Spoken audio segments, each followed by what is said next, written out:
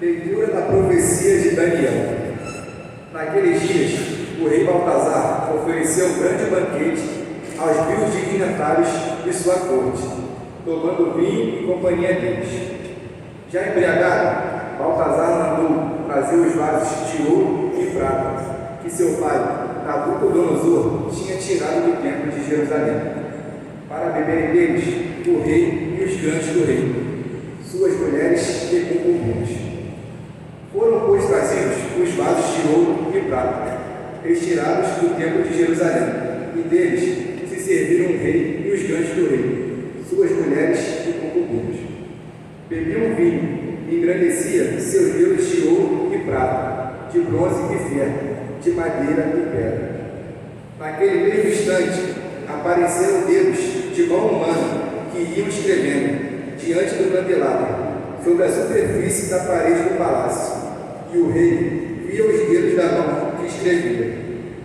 Alterou-se o semblante do rei, confundiram-se suas ideias, e ele sentiu vacilarem os ossos dos quadris e tremerem os joelhos. Então, Daniel foi introduzido à presença do rei, e este lhe disse: És tu, Daniel, um dos cativos de Judá, trazidos de Judá pelo rei, meu pai?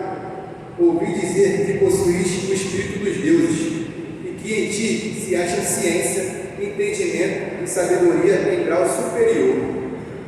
Ora, ouvi dizer também que sabes decifrar coisas obscuras e deslindar assuntos complicados. Se, portanto, conseguires ver o Espírito e dar-me sua interpretação, tu te vestirás de púrpura e levarás ao pescoço um colar de ouro, e serás o terceiro homem do reino. Em resposta, disse Daniel perante o rei: Fiquem contigo teus presentes, e presenteia um ouro com 2 honrarias. Contudo, vou ler, ó rei, o escrito e fazer-te a interpretação. Tu te levantaste contra o Senhor do céu. Os vasos de sua casa foram trazidos à tua presença, e deles bebeste vinho, tu e os grandes do reino, tuas mulheres e concubinas. Ao mesmo tempo, celebravas os deuses de prata e ouro, de bronze e ferro, de madeira e pedra, deuses que não veem nem a nuvem e nada entendem. E ao Deus que tem em suas mãos tua vida e teu destino, não soubeste glorificar. Por isso, foram mandados por ele os dedos da mão, que fez este escrito. Assim se leu o escrito que foi traçado: Maneiro, Tecel, Parsim. E esta é a explicação das palavras. Maneiro, Deus contou os dias de teu reinado e deu por concluído. Tecel, foste pesado na balança e achado com menos peso. Parsim, teu reino foi dividido e entregue aos medos e persas. Palavra do Senhor.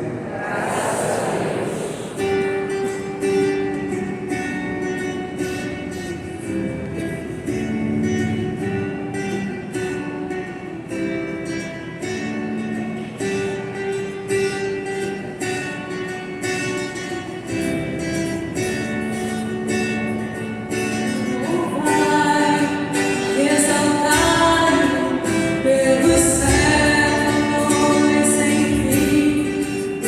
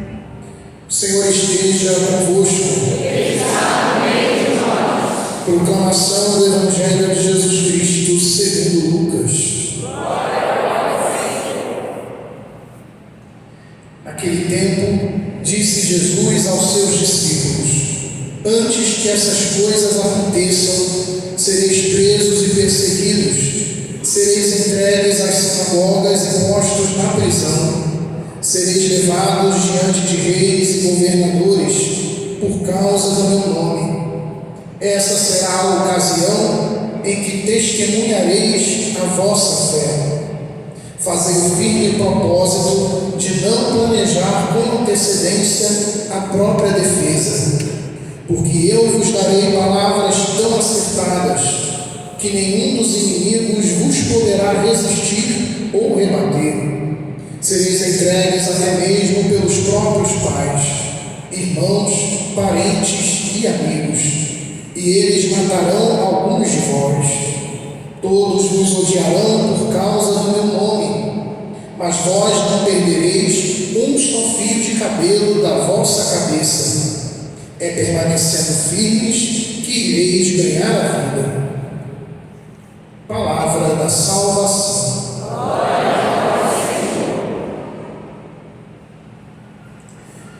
Muito bem, queridos. Palavra de Deus. Hoje, talvez você escutou e no iníciozinho se perguntou: tá bem, Jesus falou assim, antes que essas coisas aconteçam. E quais são as coisas, né, que deveriam acontecer, né? A primeira pergunta que eu acho que quem ouviu bem, que prestou atenção no Evangelho, vai se perguntar: olha, Jesus começa dizendo antes que essas coisas aconteçam. Mas que coisas são essas, né? Olha, a gente tem que pegar a Bíblia, né? Se a gente for pegar a Bíblia, lá no Evangelho de Lucas, no capítulo 21, Jesus vai falar sobre o fim dos tempos. E vai falar: olha, vão acontecer fome, terremoto, peste, guerras, uma nação vai se levantar contra outra. Mas antes que essas coisas aconteçam, claro, são sinais, mas antes que tudo isso aconteça, vocês vão ser presos e perseguidos.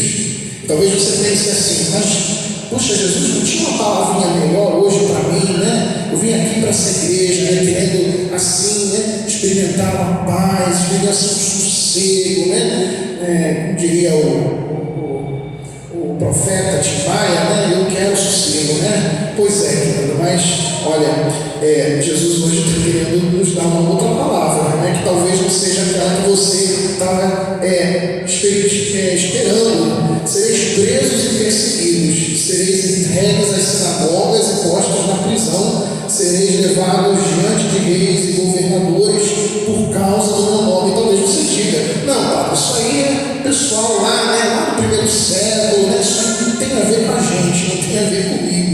Meus queridos, mas nós que somos cristãos, nós sabemos, sobretudo quem está à frente das coisas, Então, às vezes as pessoas vão dizer: não, por isso, Pablo, que eu não quero ficar à frente de nada na igreja, quero, aí vai andando para trás. Pois é, quando anda demais para trás, também, olha, cuidado, quando a gente anda muito para trás, Então a gente vai retrocedendo, fica com medo, Então, cuidado com isso também. Mas, e a palavra, queridos? Olha, Jesus vai dizer: vocês vão ser presos, perseguidos, entregues, postos na prisão, levados diante de reis e governadores, mas que será por causa do meu nome. Então, aqui está o grande diferencial, é por causa do meu nome. Então, não é simplesmente ser preso, ser perseguido, mas por causa do nome de Jesus, E aí, você que estava querendo, esperando, uma palavra assim, um pouco mais, digamos, mais suave, aquela que conforta. Olha, Jesus, ele mesmo vai dizer, enquanto estivermos nesse mundo, nós vamos ser perseguidos, será com perseguições, porém, realmente nós vamos, aquele que tiver deixado, que tiver tido a coragem, de deixar pai, mãe, filhos, casa, por causa do meu nome, receberá o centro ainda nesta vida. Então, já é uma palavra que conforta. Só que Jesus vai dizer: vai receber o centro, ainda nessa vida, no mundo futuro, na vida eterna, mas com perseguições. Vai ser com perseguições, E a gente muitas vezes vai dizendo: olha, isso aqui não é para mim, não. Eu vim para a igreja para buscar poder, Eu vim aqui foi para buscar poder, né? Senhor, estou aqui, quero receber, glória a Deus, né? Muito bem. Só que, olha, é poder, mas é poder com perseguição, querido. Você veio buscar poder e o Senhor vai preencher o teu coração, mas, olha, vai ser com perseguição também. E essa paz, queridos, muitas vezes nós achamos que experimentamos, né? Mas na presença de Deus ela não é uma paz, a paz que nos vem do príncipe da paz. Aliás, hoje assisti um vídeo com o Papa Leão falando sobre isso, né? Não é uma paz assim, aquela paz do cemitério, né? Aquela paz do sossego, né? do profeta Timai, né? Mas é uma paz que me vem muitas vezes quando eu sei resistir às perseguições, quando apesar das perseguições, apesar das contrariedades, apesar dos combates que acontecem, que existem no nosso dia a dia, a gente consegue, sustentado pela graça de Deus e colocando a nossa confiança nele, então a gente consegue superar tudo isso. E aí, queridos, o Papa Leão, ele disse, olha, é uma paz difícil. Não é uma paz assim, né, que vem só quando eu vou lá, né, para buscar poder, Senhor, eu estou aqui, quero receber. Mas é uma paz que vem, muitas vezes, com perseguições. Né? E, de fato, queridos, e a palavra de Deus continua, o Senhor continua falando, essa será a ocasião em que testemunhareis a vossa fé. Fazer o firme propósito de não planejar com antecedência a própria defesa. Então, é interessante porque, em geral, queridos, nós precisamos fazer a nossa parte. Né? Então, alguém que, por exemplo, precisa se defender, né, diante de uma autoridade, né, que o está acusando, vai fazer o quê? Vai contratar, se possível, os melhores advogados, né? Vai fazer de tudo para se utilizar os melhores argumentos. E Jesus está dizendo aqui, olha, quando acontecerem essas coisas, vocês façam o firme propósito de não planejar com antecedência a própria defesa. Né? Nesse caso seria imprudente, né, você não planejar com antecedência a defesa. Nesse caso não é imprudência não, confie em mim. O Senhor está o tempo todo dizendo, olha, diante das perseguições, diante dos combates, aprende a confiar em mim. E ele diz, e aí a promessa de Deus, porque eu vos darei palavras tão acertadas que nenhum dos inimigos vos poderá resistir ou rebater. Né? Você vai dizer assim, para falar em inimigo, né? A gente já começa a lembrar logo do demônio, né? Mas aqui a gente está falando do mundo, que também combate, né, contra os filhos de Deus, né? Aquele espírito do mundo, né? As estruturas do mundo. Muitas vezes nós somos inseridos no meio delas, né? E muitas vezes a gente tem que, perder emprego, entrar em processo judicial por conta justamente a gente vê por aí, né? Que existem cristãos, né? Vários que estão sendo perseguidos, vários que estão sendo processados, né? E aí, né, Jesus vai dizer, nenhum dos inimigos vos poderá resistir ou rebater. Então a gente tem que combater, queridos. O pior inimigo nem é o mundo, né, mas a nossa própria carne. Né? Você pensou que eu ia dizer que era o diabo? Não, é a nossa própria carne. Porque tanto o diabo como o mundo são inimigos externos. O inimigo interno é a nossa própria carne. Né? O diabo e o mundo também apenas armam o palco. Né? Você é o ator. Então, se você quiser atuar, aí é contigo.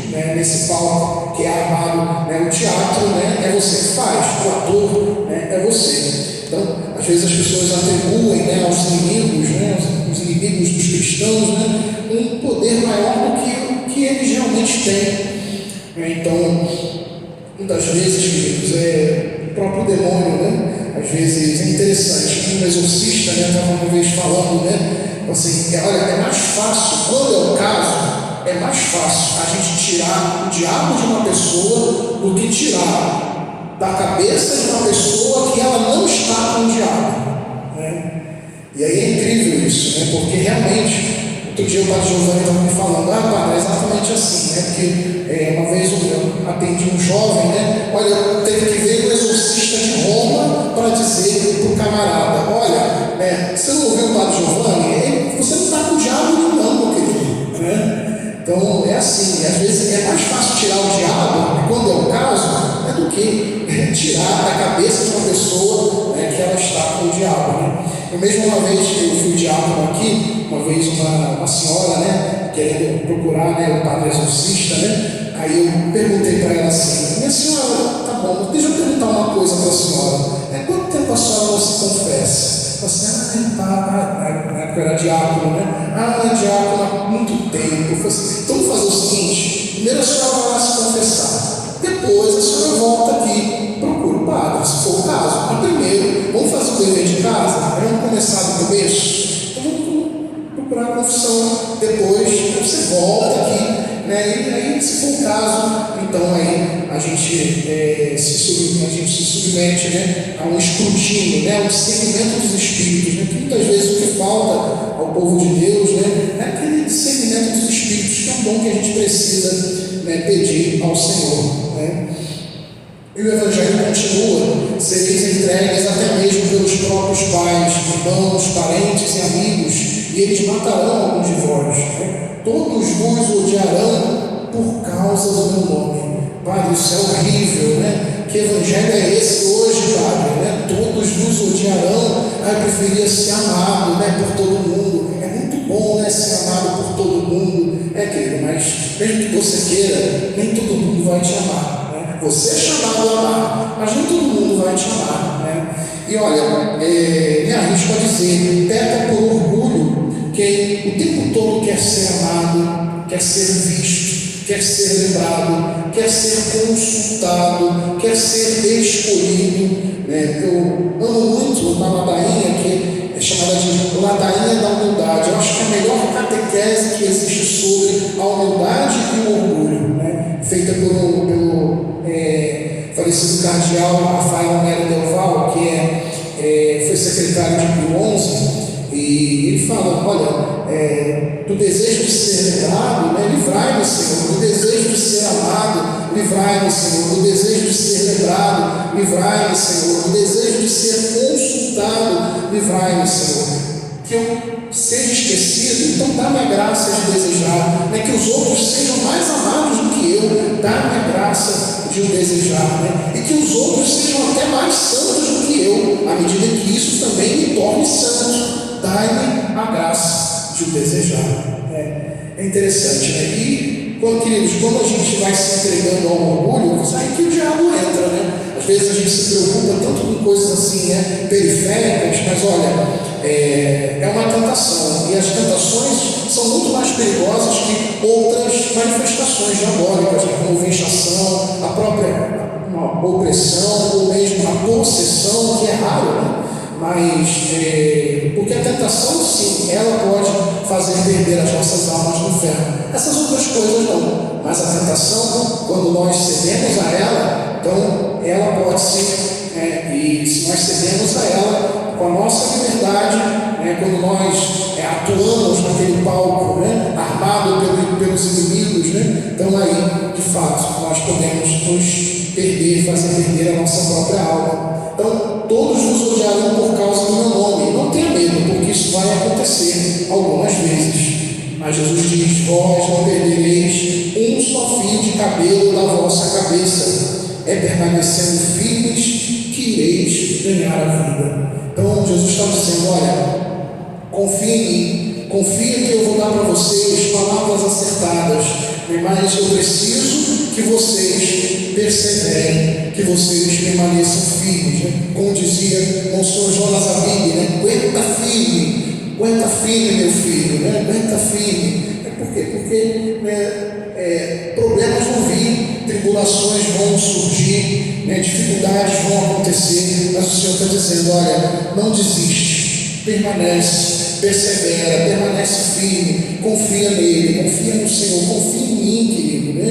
Então, e aí você vai poder experimentar aquela palavra que eu sei, que você gosta, tomai sobre vós o meu jugo, porque eu sou manso e humilde de coração, porque o meu jugo é suave e o meu fardo é leve. Vinde a mim, vós todos que estáis cansados e oprimidos.